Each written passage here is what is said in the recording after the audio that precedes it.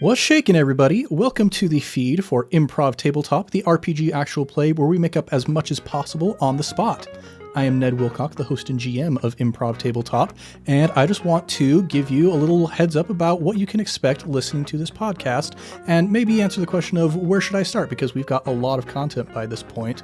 But I do want to start by saying what makes this Improv Tabletop.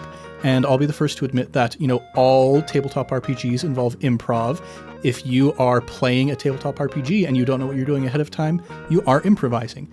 But what makes our improv unique is that we really lean into it as much as possible.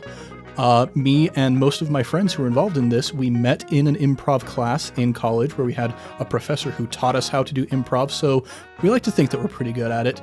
But also, this show is structured in many ways like an improv show, that we have many different people in our cast who will swap out from story to story as we move through our various campaigns that we play on this show. And we have two different types of campaigns. We've got our short form campaigns and our long form campaigns. The short form campaigns, that's where we got our start, and these are incredibly improv heavy. We start off with a setting suggestion from our audience, and usually we have our patrons vote for a setting mashup on our Discord. So something we've done in the past is Animal Crossing, but make it a Western. And that is literally all the planning we do for these short form campaigns.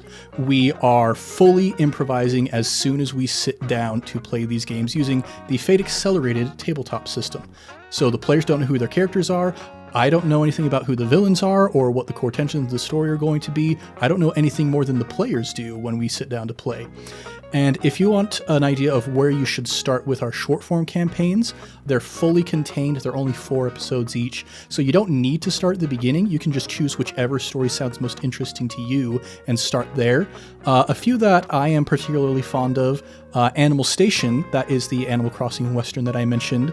Another one I really enjoy is Dumbledore's Delinquents, which is Harry Potter mixed with kind of the idea of Rosencrantz and Guildenstern are dead, that we're following behind the scenes characters while the main characters are off doing their thing.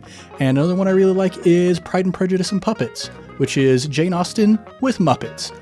Our long-form campaigns, those are a more traditional length that you might hear in an actual play show, and we use more complex systems with these games.